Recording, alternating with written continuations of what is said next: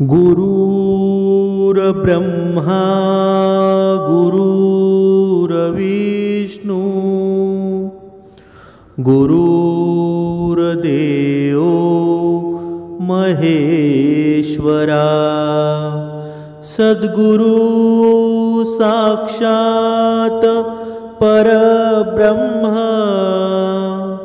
तस्मै श्री सद्गुरुवे नमः। जय जय रघुवीर समर्थ श्रीराम समर्थ। श्रीपाद श्रीवल्लभाय नमः। मनमोहक सकाळच्या वातावरणामध्ये सर्व भाविकांचं, सज्जनांचं, मायबाप सज्जनांचं स्वागत आहे। भगवंताने, परमेश्वराने माणसाच्या मनातला एक प्रश्न तो सर्वांच्या मनामध्ये निर्माण झालेला आहे। तो कोणता बरं? सद्गुरू सांगतात की बघा, परमेश्वर चांगल्या लोकांची खूप कठीण परीक्षा घेतो, पण तो त्यांची साथ कधीच सोडत नाही। आणि परमेश्वर वाईट लोकांना बरेच काही देऊन जातो, पण तो त्यांची साथ मात्र कधीच देत नाही। बघा, परमेश्वर साक्षात सद्गुरू समर्थ आपणच आचरणामध्ये आहोत, भक्तीमध्ये आहोत, तरीही माणसाच्या मनामध्ये किती प्रश्न निर्माण होतात, किती शंका निर्माण होतात। आपण आचरणामध्ये आणि भक्तीमध्ये असून सुद्धा मला माझा भगवंत काही देत नाही, पण समोरचा मात्र क्रूर कर्म करतोय, तरी त्याला एवढं धन संपत्ती देतो, सर्व काही देतो, असं का बरं?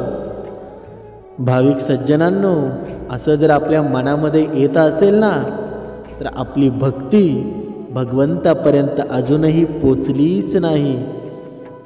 जेवढे आपण 2 वर्ष झाले, 1 वर्ष झाले, 5 वर्ष झाले, 10 वर्ष झाले आपल्या भक्तीला, या आचरणामध्ये, या श्रवणाला, आणि तरीसुद्धा आपल्या मनामध्ये असे प्रश्न निर्माण होत असतील ना, तर आपली भक्ती आपण अजून पहिलीमध्येच आहोत।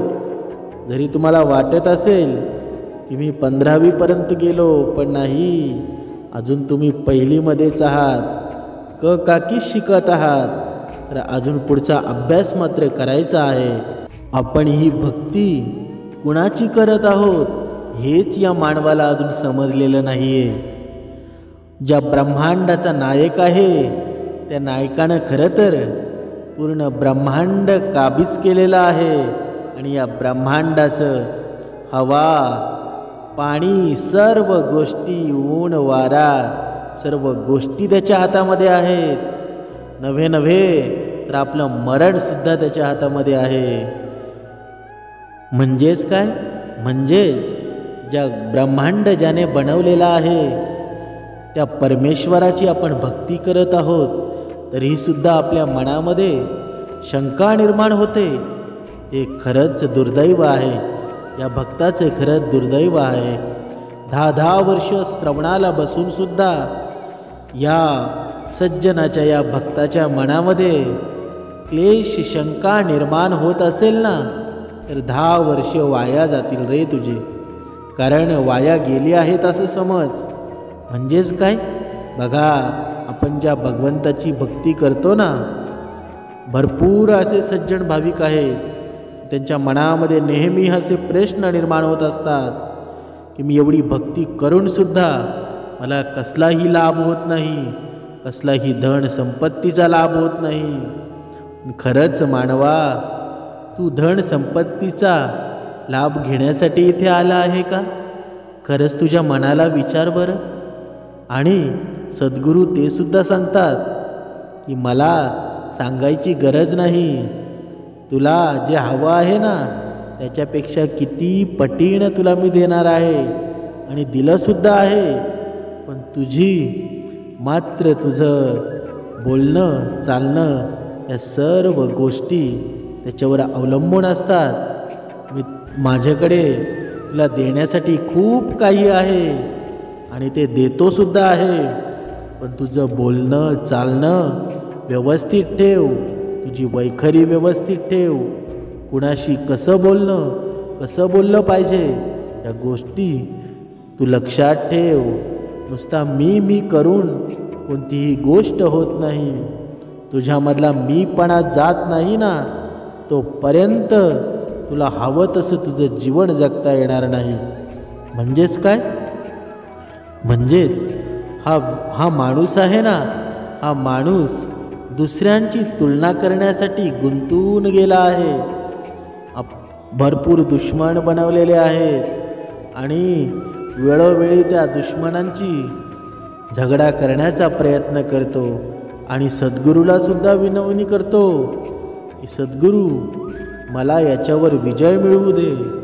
अरे मानवा, तू ही सद्गुरूची भक्ती करतोय हे विजय मिळवण्यासाठी नाही, तर तुझ्या मनामधला क्रोध, तुझ्या मनामधला राग, दंभ हे सर्व गोष्टी घालवण्यासाठी तू भक्ती करत आहेस हे तुला समजलं पाहिजे. म्हणजेच काय?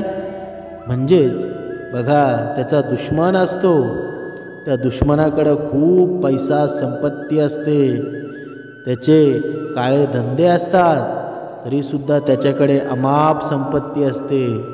मग याच्या मनामध्ये निर्माण होतात, अहंकार निर्माण होतो की त्याच्याकडे तो काहीच देवाचं करत नाही, तरीसुद्धा त्याच्याकडे एवढी संपत्ती का, आणि मी एवढं करतो.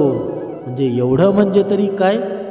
एवढं म्हणजे तरी तू सर्व काही करतो, पण तुझ्या अंतःकरणातला अहंकार, अंतःकरणातला द्वेष, राग जोपर्यंत जात नाही ना, तोपर्यंत तुझ्या मनासारखं कधी होणार नाही. तू कितीही भक्ती कर, कितीही तू पूजन कर, नाम घे, पण जोपर्यंत तुझ्या मनामधला अहंकार, राग, द्वेष या गोष्टी जाणार नाही ना, तोपर्यंत तुझी सोडवणूक नाही. म्हणजेच काय? म्हणजेच परमेश्वराला काय आवडतं की परमेश्वराला तू सत्य वागावं. परत मानव इथे प्रश्न निर्माण करतो की मी किती सत्य वागू, मी सत्य वागून मी गरीब झालो आहे. बघा, इथे परमेश्वर सांगतात की अरे मानवा, तू सत्य वागशील ना, तुझं सत्य कधी ना कधी तरणार आहे. पण जे वाईट मार्गाने कमवतात ना, त्यांच्या कधी लयास जाईल. एवढं लयास जाईल ना तर कंगाल होऊन बसतील. पण तुझी संपत्ती थोडी आहे ना, ती तुझी आयुष्यभर पुरणारी आहे. ही संपत्ती तुझी मेल्यानंतर सुद्धा तुझ्या कामा येणार आहे. संपत्ती म्हणजे काय? संपत्ती म्हणजे भक्ती. तुझं माझ्याबद्दल असलेलं, देवाबद्दल असलेलं हे रूप, हे तुला कधी उपयोगात येणार आहे?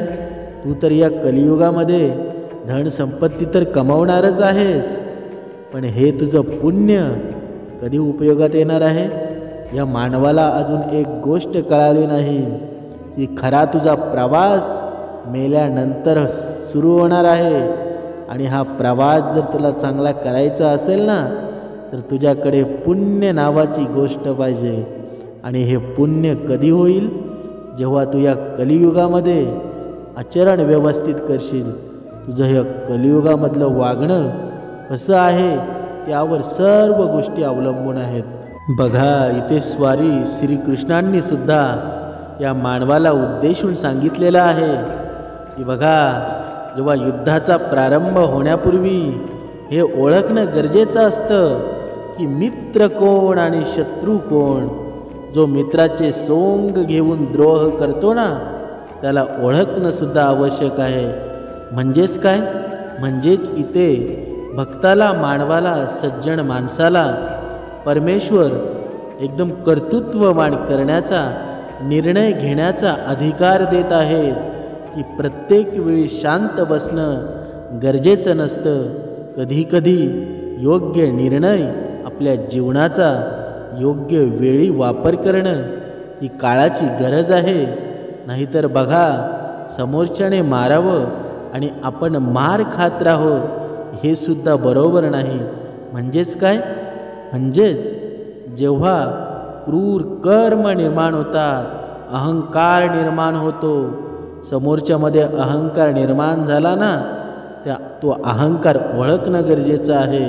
आणि समोरच्यामध्ये अहंकार असतो, पण तो अहंकार मनामध्ये ठेवतो आणि समोरच्याला दाखवतो मी तुझा मित्र आहे.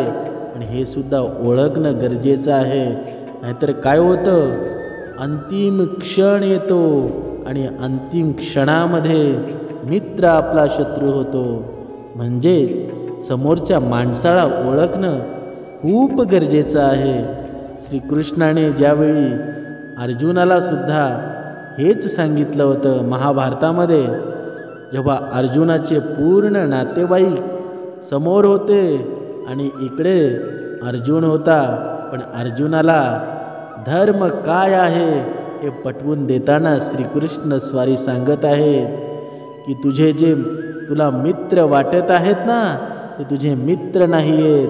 तू अंतःकरणामध्ये विचार कर. जेव्हा वेळ येते ना, तेव्हा मित्रसुद्धा शत्रू होतात. तुला हा धर्म करायचा आहे.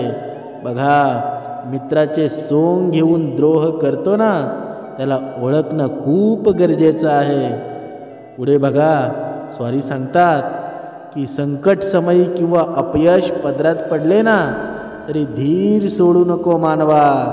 कारण उलट अपयशाचे कारण जाणून घेऊन पुढे जात राहणं ही काळाची गरज आहे.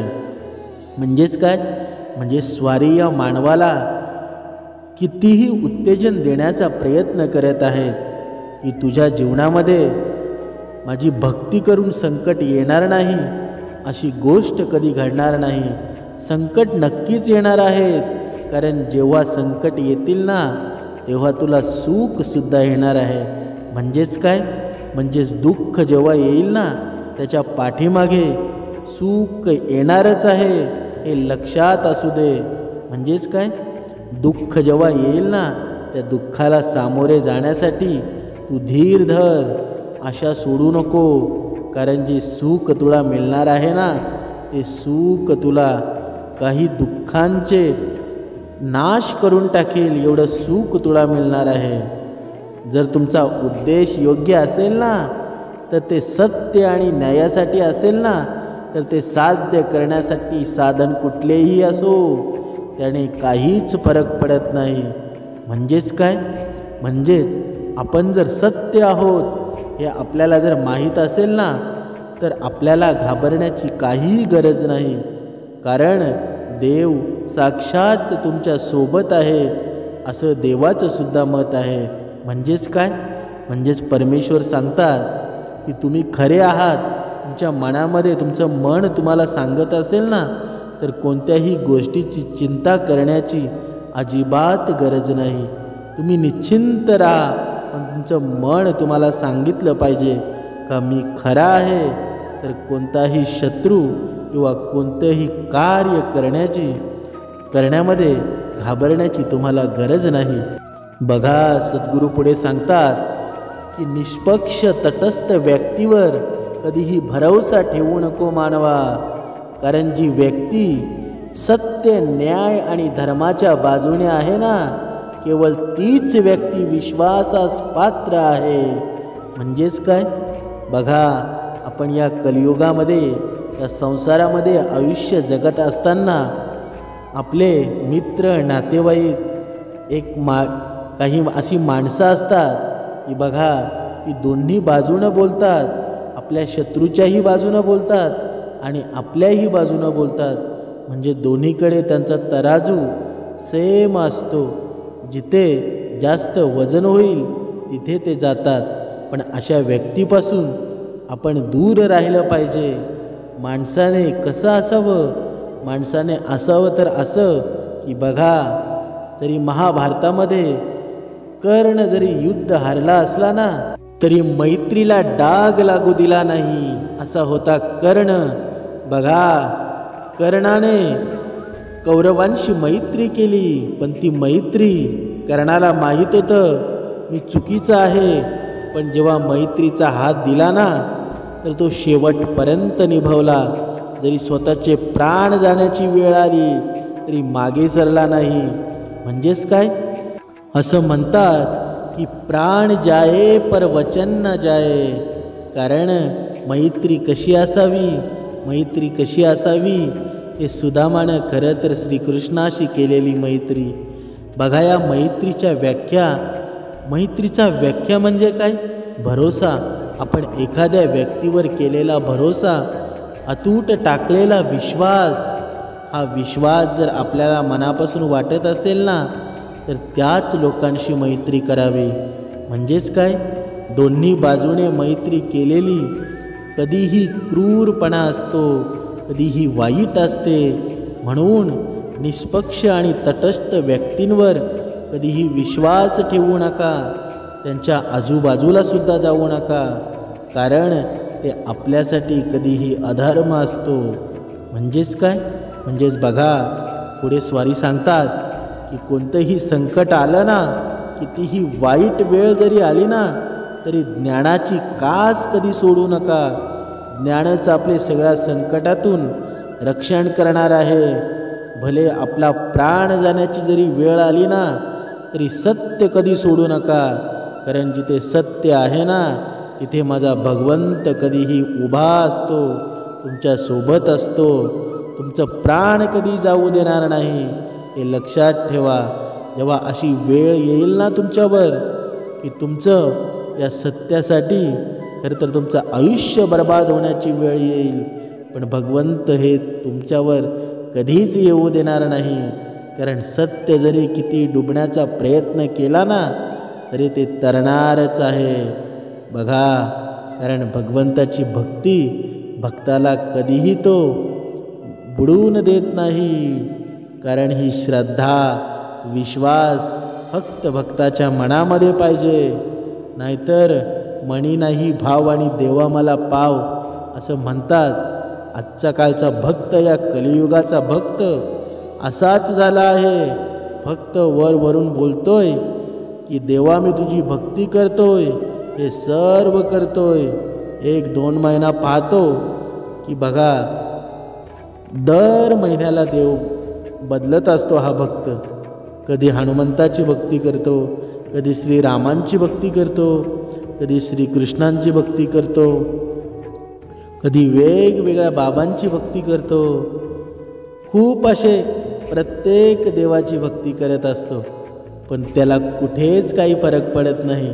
प्रत्येक देवाला सांगतो की देवा मला धन संपत्ती दे, मला सुख समृद्धी दे, पण त्याचा प्रत्येक महिन्याला देव चेंज होत असतो, पण त्याचा अहंकार मात्र चेंज होत नाही. जी गोष्ट त्याच्या मनातून, अंतःकरणातून नष्ट व्हायला पाहिजे, ती गोष्ट मात्र त्याच्या अंतःकरणामधून नष्ट होत नाही. आणि तेच तर देवाला पाहिजे. जेव्हा हा अहंकार जेव्हा निघून जाईल आणि ज्ञानरूपी गंगा जेव्हा तुमच्या अंतःकरणामध्ये प्रवेश करेल ना, तेव्हा खऱ्या जीवनाचा अर्थ मानवा तुला येणार आहे, कळणार आहे. आणि तेव्हाच ही धन प्राप्ती, तुझी समृद्धी होणार आहे. तुला कुठे जाण्याची गरज नाही, इथेच आहे सर्व. आणि तू जो मार्ग स्वीकारला आहेस ना, तो खरा मार्ग आहे. तुला ज्याने निर्माण केलं ना, त्याचाच हा मार्ग आहे. आणि ही भक्ती तुझं आयुष्य पूर्ण उज्ज्वल करून टाकेल. फक्त भाव ठेव, श्रद्धा ठेव, विश्वास ठेव. परमेश्वर तुझ्या सदा पाठीशी आहे. बघा, नव्हे तर परमेश्वर कधीही बघा, जेव्हा महाभारतामध्ये अर्जुन आणि श्रीकृष्ण, बघा आपण म्हणतो परमेश्वर माझ्या पाठीमागे असतो, माझ्यासोबत असतो. पण बघा कधी परमेश्वर आहे ना, आपले जर कर्म चांगले उत्कृष्ट असतील ना, एकदम सोन्यासारखे, चकचकीत सोन्यासारखे असतील ना, लकलकीत, तर परमेश्वर आपल्या पुढे सुद्धा येतो. म्हणजेच काय? बघा, जेव्हा युद्धाच्या वेळी अर्जुन आणि श्रीकृष्ण, अर्जुन मागे होता आणि श्रीकृष्ण स्वारी पुढे होती. म्हणजेच काय? म्हणजेच तू फक्त नाममात्र उभा राहा, सर्व काही मी करेल, हा भगवंताचा दावा होता त्यावेळी. पण तो कोणाच्या संदर्भात नियम लागू होतो? का जो भक्ती एकदम मनापासून करतो, तेव्हा देव कधीच आपल्या मागे नसेल, परमेश्वर आपल्या सदा पुढे असेल. म्हणजेच काय? म्हणजेच दुःख आले ना तर परमेश्वर तो स्वतः घेईल, आणि सुख आलं तर माझ्या भक्तासाठी राखीव ठेवून जाईल. असा आहे हा माझा सद्गुरू, असा आहे हा माझा समर्थ. पण हा मानवाला समजत नाही. हीच शोकांतिका आहे. बघा, हे जीवन जगत असताना आपल्या जीवनामध्ये कधीकधी चमत्कार होतो, चमत्कार घडतो. एखादा मानव म्हणतो की बघा, हा चमत्कार घडला तरी कसा? नक्की मी तर काहीच केलं नव्हतं, तरी मला एवढं धन संपत्ती झाली, धन लाभ झाला. नक्की हे झालं तरी कसं? हे मानवा, हे जो करतो ना तो दातावर बसलेला आहे, आणि जो देतो ना तो दातासुद्धा तुझ्या अंतःकरणामध्ये आहे. तुझे पुण्य असतील, जरी तू आचरणामध्ये नाहीस तरी तुझे पुण्य तुझ्या कामी आले आहेत. जरी तुला अमाप पैसे येत आहेत ना, तरी तू उतू नको, माजू नको, कारण हे सर्व त्याच्या हातामध्ये आहे. बघा, धन संपत्ती भरपूर असते, आणि असा एखादा आजार येतो ना की सर्व धन संपत्ती धुळीस मिळून जाते. सर्व पैसा पाणी हॉस्पिटलमध्ये निघून जातो, आणि मग मानव कसा होतो? 1 रुपयासुद्धा त्याच्याकडं राहत नाही. आणि नंतर विचार करतो की जेव्हा माझ्याकडे खूप धन होता, खूप पैसा होता, तेव्हा माझ्या दाराशी आलेल्या वाट वस्त्राला सुद्धा मी चहा पाजला नाही, पाणी दिलं नाही, जेवण दिलं नाही. तेव्हा मी पुण्य केलं असतं तर माझ्या मागे ही साडीसती लागली नसती. म्हणून सद्गुरू आपल्याला अगोदरच सांगत आहेत की हे मानवा, तुझ्याकडे जे आहे ना तर ते टिकवायचं असेल ना, तर तू माझी भक्ती कमी केलीस तरी चालेल, पण तुझ्या दरवाजामध्ये आलेला माणूस आणि कोणताही जीव असू द्या, प्राणी मात्र असू द्या, त्याच्यावर तू दया कर. त्याला कधीच रिकाम्या हाती पाठवू नको, कारण कोणी एका दिवसाने तुझ्या घरामधली भाकर तुकडा खाल्ल्याने तुझं काहीच संपणार नाही. तुला जे पुण्य लाभेल ना ते खूप मोठं पुण्य असेल, आणि हे पुण्य घेण्याचा काम कर, धर्म कर. जेव्हा तुझ्या हातून धर्म होईल ना तेव्हा तुला अफाट संपत्तीचा धनलाभ होईल. पण जोपर्यंत तुझ्या हातून धर्म होणार नाही ना तोपर्यंत तुझ्या संपत्तीचा वाढ होणार नाही. म्हणजेच काय? म्हणजेच जर धर्म करायचा असेल तर आपल्या मनामध्ये भाव कसा पाहिजे? एकदम सत्य. त्याच्या मनामध्ये सत्य भाव आहे. आई वडिलांच्या रोज पाया पडतो आणि तो आचरणामध्ये आहे, सद्गुरू श्रवणामध्ये आहे. तोच माणूस धर्म करू शकतो, अन्यथा नाही. बघा, इथे सद्गुरू सांगतात की या देशामध्ये हे जीवन जगत असताना अशी खूप लोक आहेत की त्यांच्याकडे एवढी धन संपत्ती आहे ना की ते जरी खाली 1 रुपया उचलण्याचा प्रयत्न केला तर त्यांच्यावरती हजारो रुपयांचं नुकसान होतं. पण ते धर्म करत नाही. एवढा पैसा आहे तरीही त्यांना एवढा हव्यास आहे की अजून अजून कमवण्याचा प्रयत्न करतात. पण ते शेवटी काय राहणार आहे? 1 रुपयाच घेऊन जाणार आहे. तो पण नाही, तो पण शेवटच्या क्षणीच तिथेच पडून राहतो आणि तसाच निघून जातो. म्हणजेच काय? म्हणजेच तुमच्याकडे जर धन संपत्ती अमाप आहे ना तर तुम्ही धर्म नक्कीच केला पाहिजे. कारण जेव्हा तुम्ही धर्म कराल ना, त्या धर्मामध्ये तुमचा पैसा सत्कर्माला लागेल ना, तर तुमचं पुण्य खूप वाढणार आहे. खूप म्हणजे खूप वाढणार आहे. बघा, सद्गुरू सांगतात की चमत्कार त्यांच्यासोबतच घडतात जे तो घडण्यावर विश्वास ठेवतात, श्रद्धा ठेवतात, भाव ठेवतात. नाहीतर काहींच्या जीवनामध्ये चमत्कार घडून गेले तरी त्यांना काही घेणं देणं नसतं. पण ज्यांची श्रद्धा असते ना, जेव्हा त्यांच्यासोबत सुख येतं ना, ते जे परमेश्वराची आठवण काढतात, तो चमत्कार खरं तर त्यांचा आयुष्यभर पुरतो. म्हणजेच काय? म्हणजेच बघा, अपेक्षा व इच्छांचा त्याग करणं हा सुख मिळवण्याचा खात्रीशीर मार्ग आहे.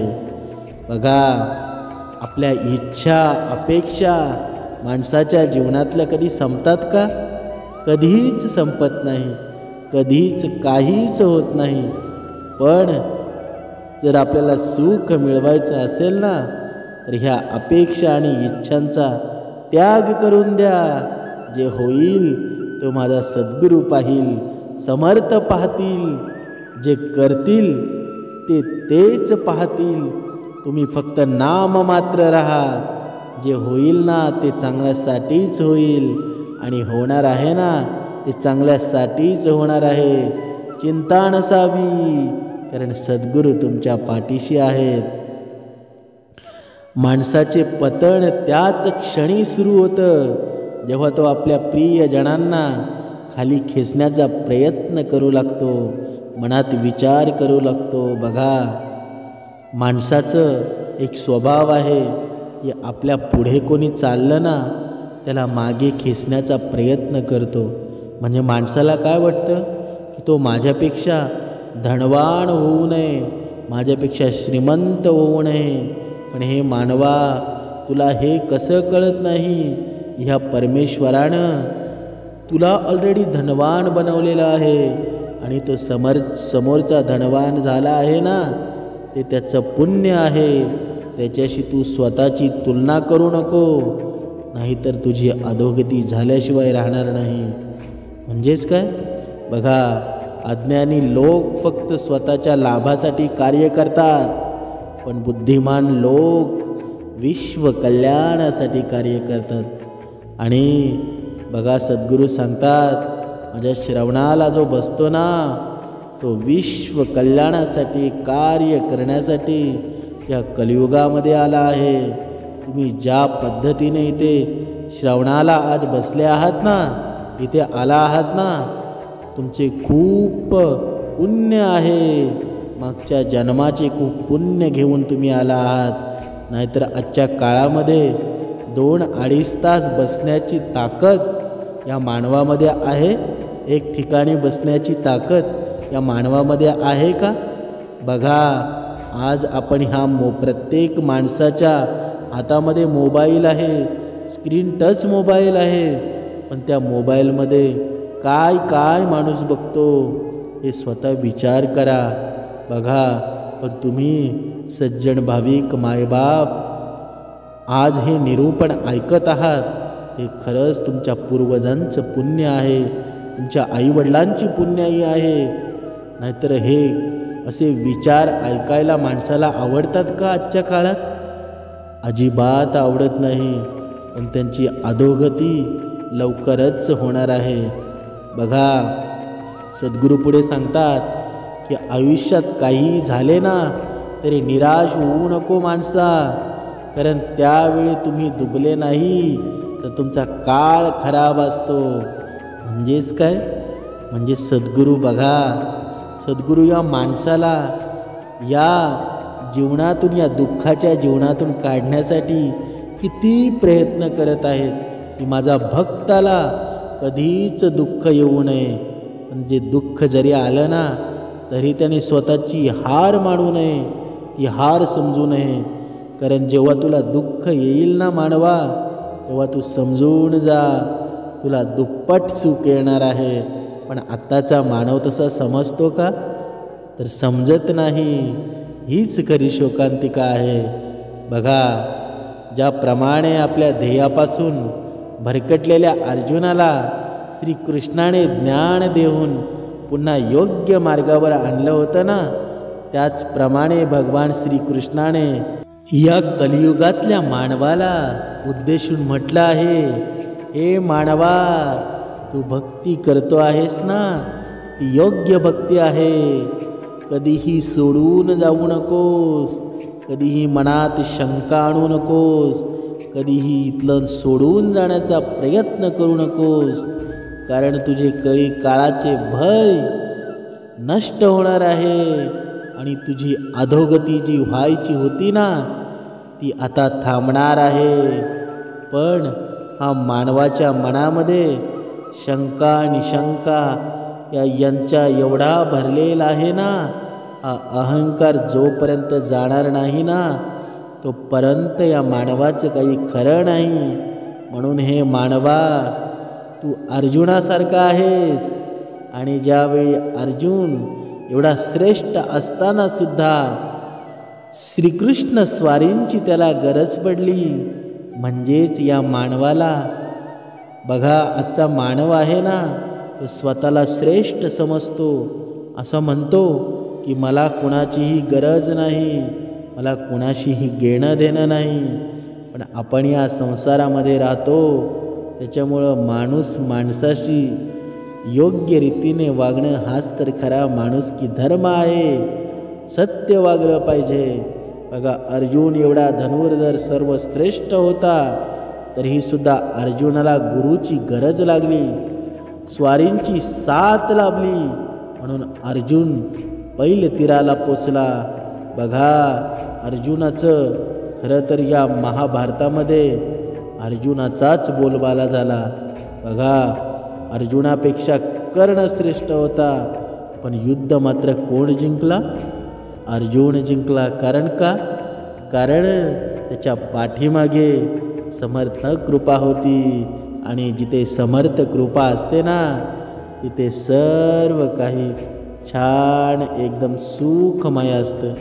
आणि ही समर्थ कृपा हे मानवा तुझ्या जवळ आहे, तुझ्या अंतरामध्ये आहे, तुझ्या अंतरामध्ये, तुझ्या अंतर आत्म्यामध्ये ती घे, तुझ्या जवळ आली आहे. आणि तरच तुझं कल्याण होईल.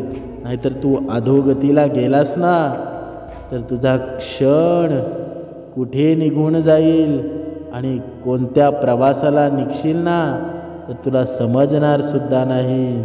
म्हणून तुझ्या मनामध्ये निर्माण झालेला तो प्रश्न आहे ना, की माझा शत्रू माझ्या समोरचा माझ्यापेक्षा धनवान आहे, संपत्तीवान आहे, आणि मीच का नाही? हा प्रश्न तुझ्या मनामधून काढून टाक. कारण येणारा काळ तुझा आहे, येणारा पूर्ण दिवस तुझा आहे, येणारा वर्ष तुझा आहे. जरी त्या समोरच्याची जरी धन संपत्ती तुला जरी जास्त वाटत असली ना, तरी त्याची संपत्ती टिकणारी नाही आहे. आणि तुझ्याकडे जे आहे ना, तेच सर्वश्रेष्ठ आहे. आणि ते सर्वश्रेष्ठ जपण्याचा प्रयत्न कर. आणि भगवंताबद्दल मनामध्ये कोणतीही शंका निशंका आणू नको. कारण जर तू ह्या गोष्टी आणत राहिला ना, तर तुझ्या भक्तीचा काही उपयोग नाही.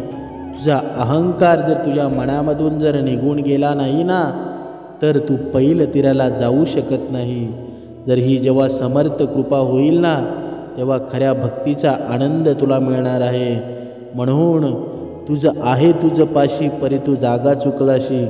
म्हणून तुझ्याकडे जे आहे ना, तेच सर्वश्रेष्ठ आहे. तेच जतन कर आणि तेच सांभाळ कर. बाकी सर्व परमेश्वर बघून घेईल. जय जय रघुवीर समर्थ.